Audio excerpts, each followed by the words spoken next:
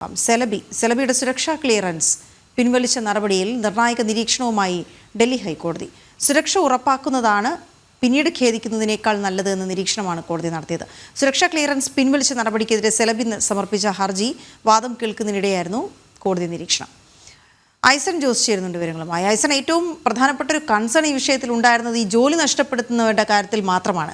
അതല്ലാതെ ഈ സുരക്ഷയുടെ കാര്യത്തിൽ ഒരുപക്ഷെ നമുക്ക് ആർക്കും, ഭാരതത്തിൽ ആർക്കും തന്നെ ആ കാര്യത്തിലൊരു തർക്കമില്ലായിരുന്നു സെലബിയുടെ കാര്യത്തിൽ എന്ത് തീരുമാനമെടുക്കണം എന്നുള്ളത്. പക്ഷേ കോടതിയിൽ ഉണ്ടായ നിരീക്ഷണങ്ങൾ മറ്റെന്തൊക്കെയാണ് ഐസൺ?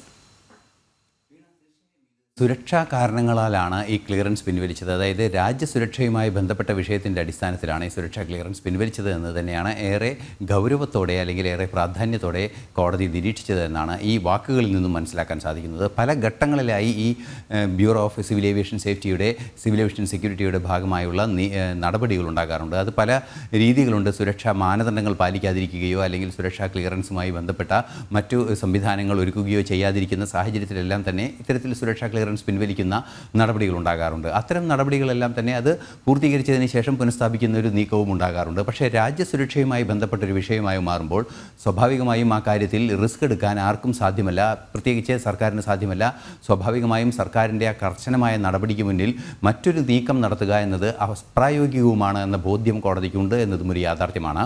ഈ ഒരു പശ്ചാത്തലത്തിൽ തന്നെയാണ് സുരക്ഷാ ക്ലിയറൻസ് പിൻവലിച്ച ആ ഗ്രൗണ്ടിൻ്റെ പശ്ചാത്തലത്തിൽ, ഏത് ഗ്രൗണ്ടിൻ്റെ അടിസ്ഥാനത്തിൽ, ഏത് കാരണത്താലാണോ സുരക്ഷാ ക്ലിയറൻസ് പിൻവലിച്ചത്, അത് പരിപൂർണമായും പൂർത്തീകരിക്കാൻ സാധിക്കില്ല എന്ന ബോധ്യം കമ്പനിക്ക് തന്നെ ഉള്ളതുകൊണ്ട് തന്നെയാണ് 3700-ലേറെ പേര് ജോലി ചെയ്യുന്ന ഒരു സ്ഥാപനമാണിത്. അതുകൊണ്ട് തന്നെ അവരുടെ ജീവിത പ്രശ്നമായി ഇതിനെ കണക്കാക്കണമെന്ന രീതിയിൽ കോടതിയെ സമീപിക്കുകയും ചെയ്തത്. ആ സമീപനത്തിലാണ് ആ കോടതിയെ ഇക്കാര്യം പറഞ്ഞ് ബോധ്യപ്പെടുത്താൻ ശ്രമിക്കുന്നതിനിടെയാണ് കോടതിയുടെ ഭാഗത്തു നിന്ന് ഏറ്റവും സുപ്രധാനമായൊരു നിരീക്ഷണമുണ്ടായത്. സുരക്ഷ ഉറപ്പാക്കുന്നതാണ് പിന്നീട് ഖേദിക്കുന്നതിനേക്കാൾ നല്ലത് എന്നൊരു നിരീക്ഷണം നടത്തുമ്പോൾ സ്വാഭാവികമായും അതിൽ നിന്നും വായിച്ചെടുക്കാവുന്നത് സർക്കാരിൻ്റെ സുരക്ഷാ മുന്നൊരുക്ക നടപടികളെ പൂർണ്ണമായും കോടതി അംഗീകരിച്ചിരിക്കുന്നു, അത് ബോധ്യപ്പെട്ടിരിക്കുന്നു എന്ന് തന്നെയാണ്.